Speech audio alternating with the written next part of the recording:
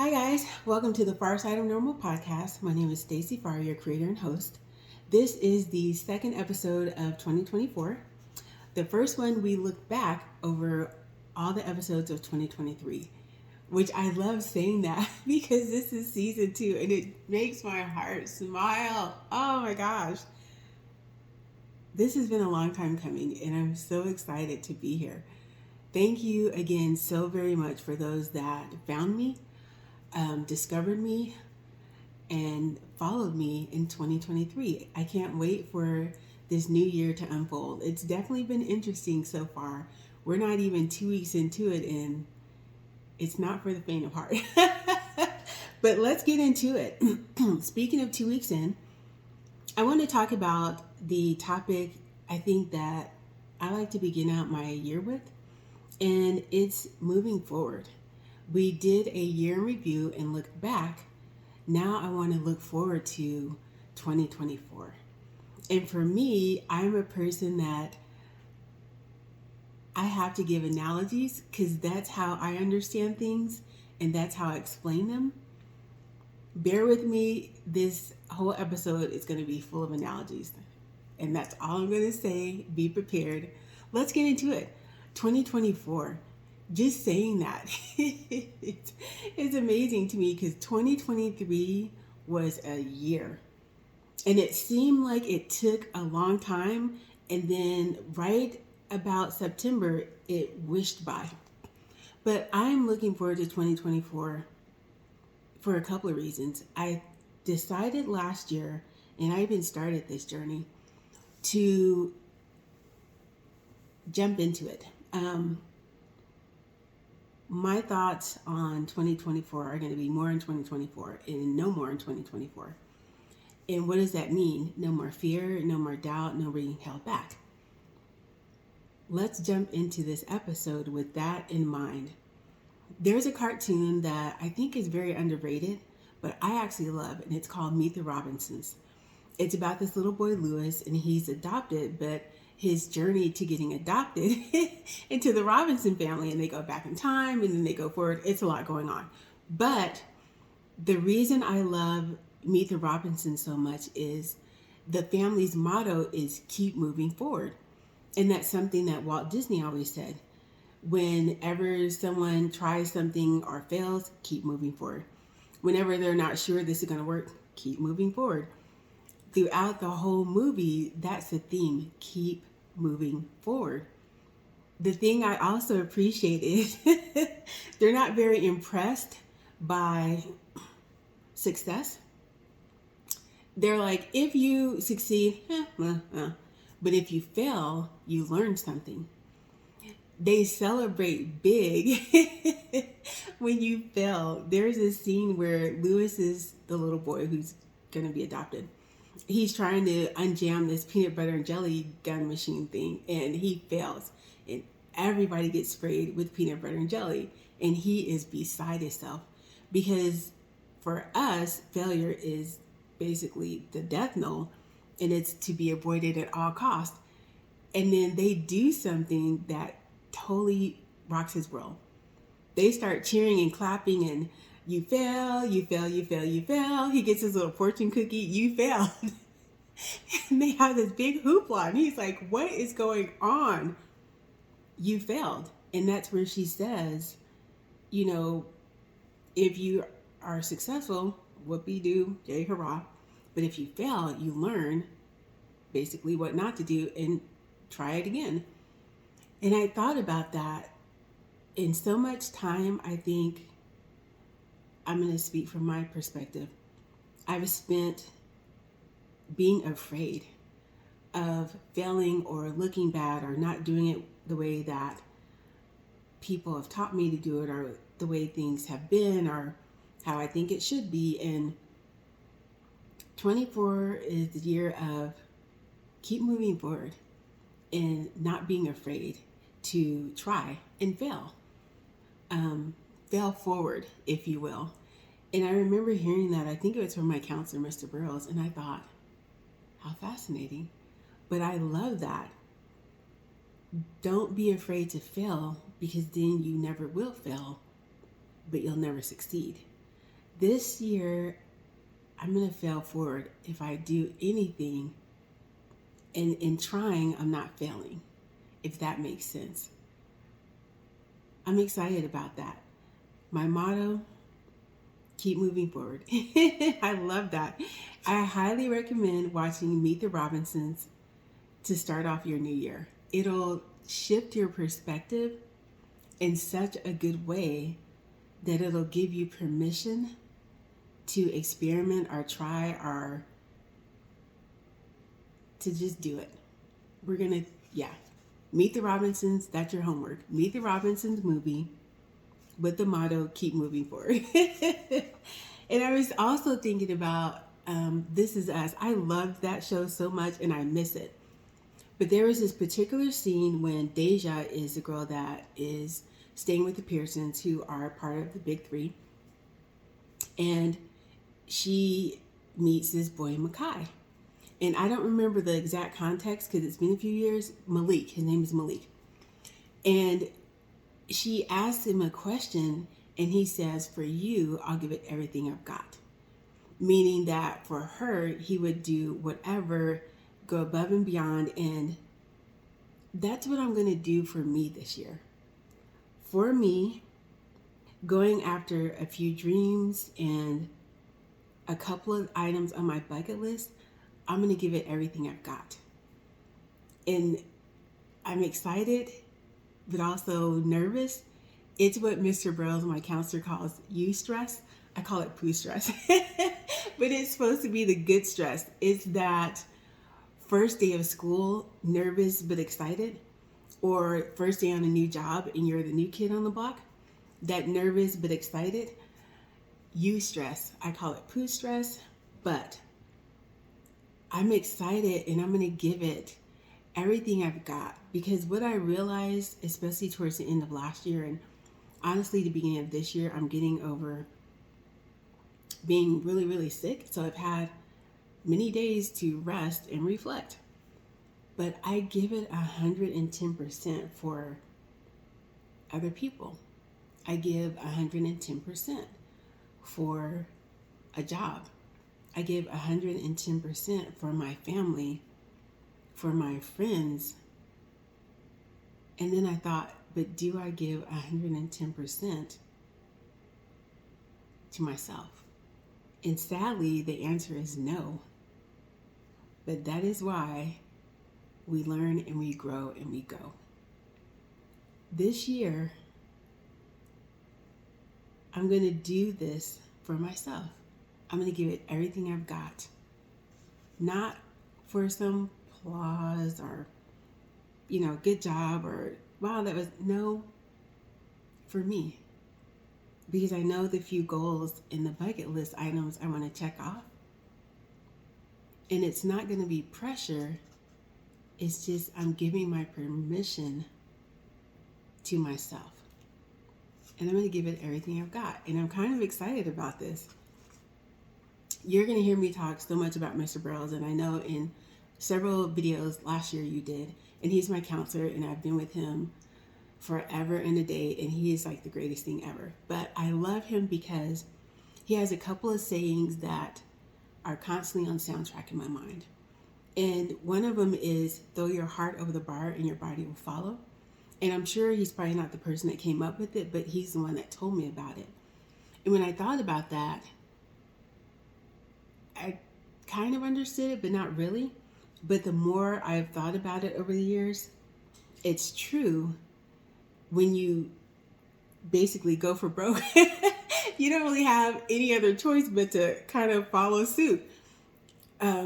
There's a scene I love, Indiana Jones, and where he runs and he just jumps, and you're thinking you got air and opportunity, but it works out. And there's a scene in the reboot of the new Star Trek, the first one, when I love the reboot. They cast so brilliantly except for one, but that's a whole nother story and tangent. But when Spock is telling him, okay, if things go wrong, can you do this and that? And he's like, Spock, it's going to work. Yes, no, but blah, blah, blah, blah. Spock, it's going to work. And he's like, yes, Jim, but Spock, it's going to work. And he just would run and jump. There's a scene where they're fighting and they're on this ship and then they just jump. There's so many times where if you throw your heart over the bar, your body will follow and things work out. It may not be perfect, it may not be pretty, but it works out. This podcast is a perfect example. I hemmed and hawed for years and years because I was afraid. I didn't know how to make a podcast. I have no idea what I'm doing. I don't know half the time what I'm going to say until it comes to me. And that is a total God thing. I don't know how to rally the troops or inspire nations or whatever. I'm just a simple girl with a nerdy perspective and a background that would probably make most people cry, trying to spread hope and love in this increasingly dark world. I was afraid to throw my heart over the bar, but once I did, my body's followed. Content comes to me because God is gracious. I am encouraging people that have seen a podcast, and that's encouraging. But aside from people even acknowledging it, I did it. Throwing my heart over the bar, my body has followed. The second thing he always says that I remember, and God bless Mr. Brills, I'm going to put this on a t-shirt. Watch me. Progress, not perfection. I'm a little bit, by a little bit, I mean sometimes a lot, OCD, and I fixate on the craziest things. I love having a list and a plan. And going down that list and checking things off is so satisfying. I don't like not having a plan. And I just, it makes me stressed. Look, my anxiety's going up now. I hate not having a list, a checklist that you can check off, physical, concrete, and it makes me struggle. I've had to learn that everything doesn't have to be just right or perfect in order to start. Sometimes I have to just start and go in that direction, and things unfold as they are and as they will, but nothing will happen if I don't go in a direction. I'm learning more and more to have a loose, or not so rigid, I'll say, to have a general idea, to have a few concretes, and then go. I can't have every duck in a row. I saw this TikTok video of this guy saying that. He said this year in 2024, excuse me, I'm still getting over it. He's not going to worry about his ducks being in a row. If they're in the general vicinity, that's going to be good enough, and he's going to say that's a win, because ducks fly in a V formation. And then someone said, I think mine are squirrels and they're rabbit. But the concept is funny, but it's true. General vicinity, ballpark, we're going to take that as a win and go in that direction. I don't have to have every, I dotted and T crossed and down to the minutia. I'll never start because I don't know all the variables and I don't know what I don't know. Keep moving forward. I'm going to throw my heart over that bar. My body has to follow, because if you run and jump, there's no ringing that bell. And it's taken the pressure off. I think I want, if nothing else from this podcast, specifically this episode, let go of the pressure. And that's what I'm doing, letting go of all the pressure, not even the external, the internal pressure that I put on myself. Yep. So progress, not perfection. And I was thinking about this even right before I started recording it. Sometimes the more you know, the less you go. What I mean by that is I love doing research before I do anything execution-wise. But sometimes the more I learn, the less I want to try. our do, our go.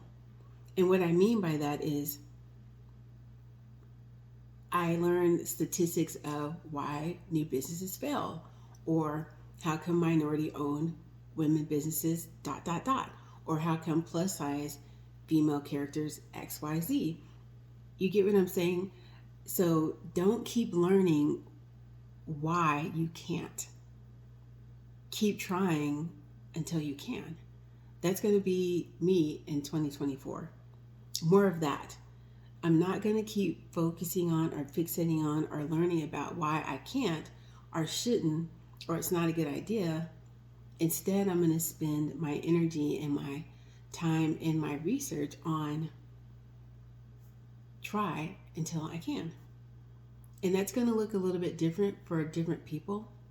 And I'm not saying go be willy-nilly.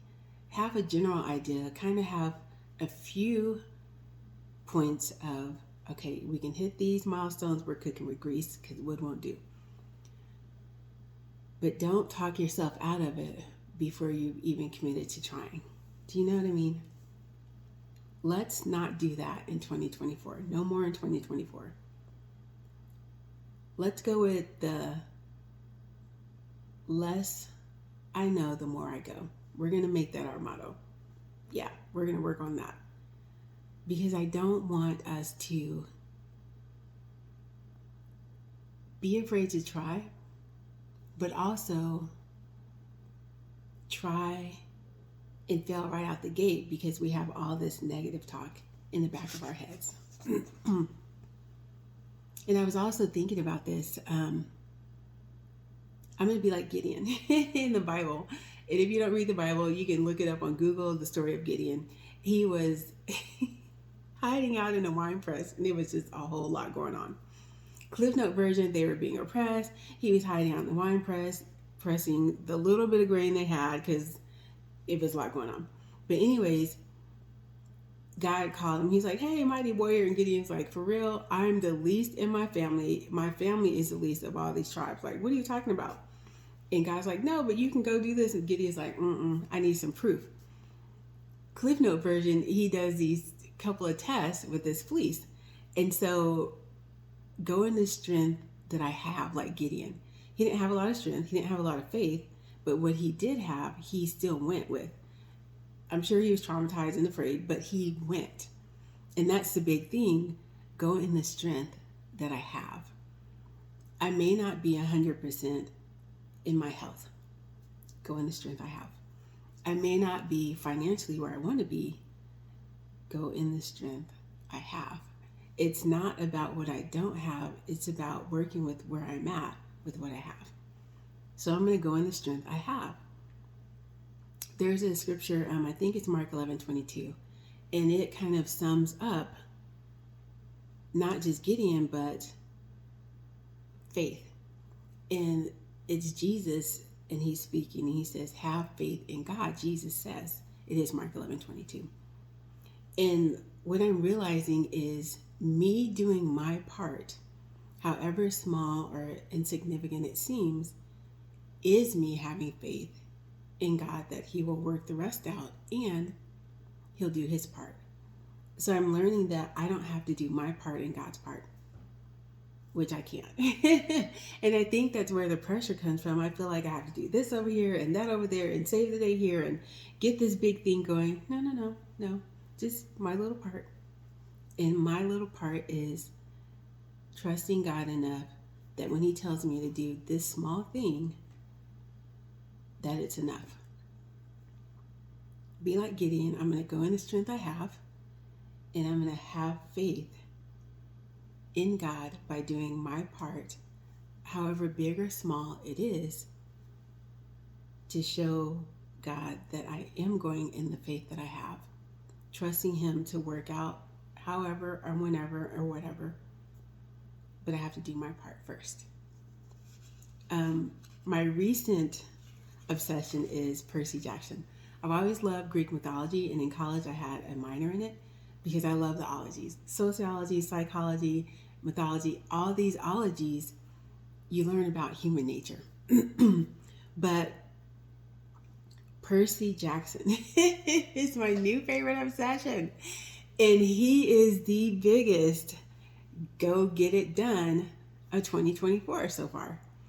Percy Jackson standing 10 toes with Aries because Aries kept trash talking. You're going to fail this, you're going to fail that. Say it one more time. And you're going to learn today who I am. And I'm about tired of you.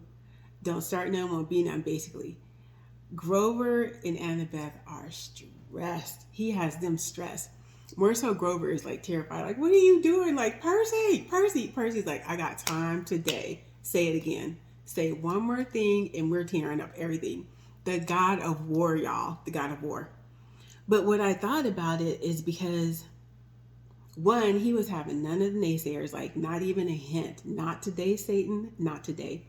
But two, he hadn't been taught to be afraid. So he was like, say one more thing, and I'm tearing up everything. Say it. The God of War. He just learned 5 minutes ago, like maybe a week ago, that he was a demigod and that his dad was Poseidon. And you are trash talking the whole God of War, your relative mind. And he was like, I got time today, because he hadn't been taught to be afraid. Same thing with the Minotaur. Oh, you just killed my mom? Hold my purse. And he just wrecks the Minotaur because he didn't know not to. Do you know what I mean? I'm going into 2024 forgetting everything that I've heard, that I've been taught about why I shouldn't. And I'm going in with Percy energy.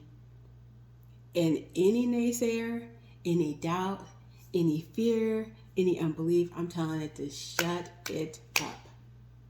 Because I'm going to do it. That's it. The end of the story. Percy was like, I got time today. Grover was like, what are you doing? Because he had been raised to believe in fear. And Annabeth, too. She wasn't as afraid, but she had a healthy respect. Because of, again, how she was raised. She knew her mom. Her mom just threw them under the bus when they were at... Sorry, I just realized. If you haven't watched this, there's spoilers. That is so my bad. I just totally realized this and I'm going off. But anyways, I'm just still going to carry on. Go watch Percy Jackson. It's great. But Annabeth knew her mom. Her mom totally just threw them under the bus in St. Louis at the Arch because she was embarrassed because they were, as Percy said, I am impertinent, and sent back the head of Medusa. Oh yeah, Medusa was another one. He's just wrecking people because he doesn't know he's not supposed to, or you can't, or why are you fighting a whole Chiron? Like, what are you doing? Handling business. Because he wasn't taught that you should be afraid, or you should be cowed, or you should be intimidated. His mom taught him the stories, but he also learned he's Percy Jackson. Don't play. You know what I mean? But not in an arrogant bravado way, just in a healthy, I am Sally's son. I know these stories, and that's just what they are, stories. Get information. Information is not bad. I'm not saying it's the enemy. I'm not saying it's the devil. Get knowledge by all means. But don't let knowledge or information hold you back from trying. Be like Percy. He's like, I got time today.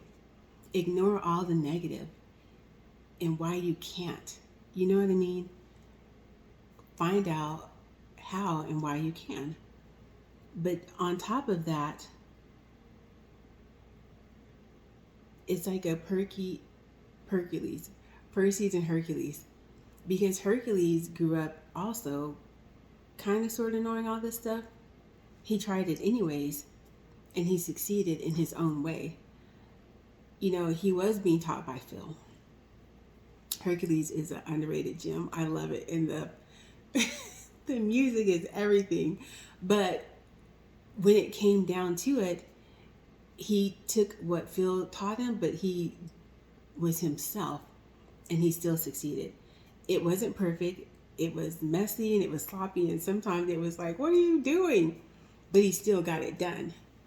Get it done the way you need to get it done, the way that you can get it done, not the way Annabeth can get it done, not the way Grover can get it done, not the way someone else can get it done, or how you've been taught necessarily. But no, do it in the strength you have, where you're at, with what you have, how you can. We're all unique, and use your uniqueness to do it, not a cookie cutter mold. And I learned that recently. Instead of trying to be what I'm not, I'm going to embrace what I am, and that's my superpower. Not trying to conform to a certain set of mores or rules or confines, but being who I am is actually my superpower. Do that in 2024. Make your mark by being yourself. And then go do, go try, go be. That's it. We don't have to have a blueprint, which again, me and plans and just points and bullets and check mark. Oh my gosh.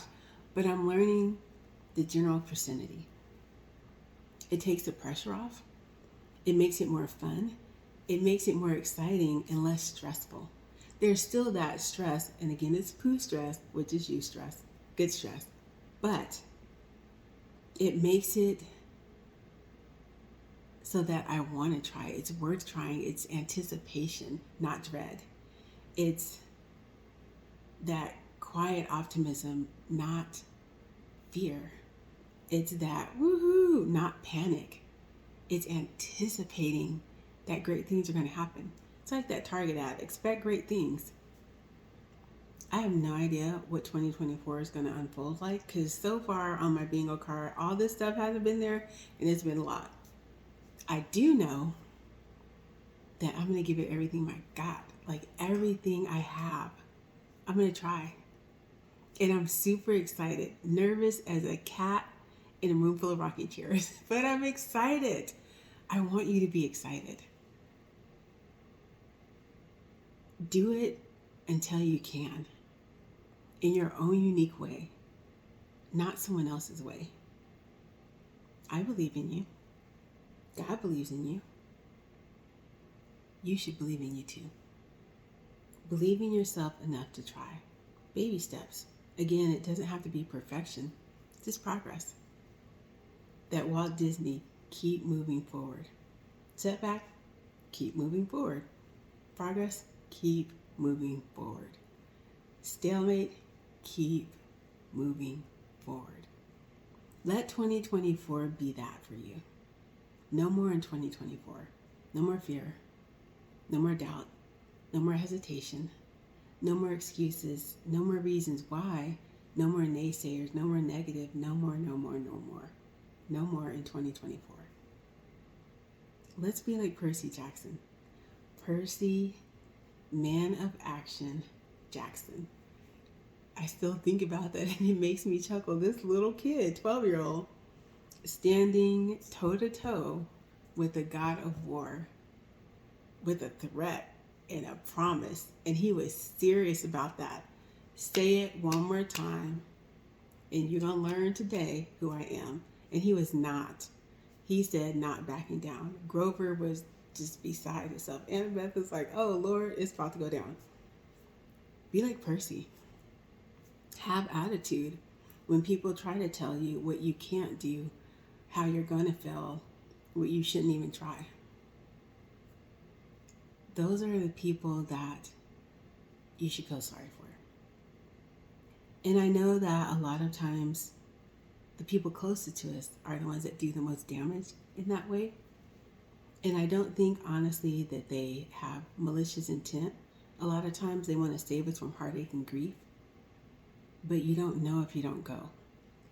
And what is growth if not struggling and strengthening and changing and overcoming? Go in the strength you have. Keep moving forward.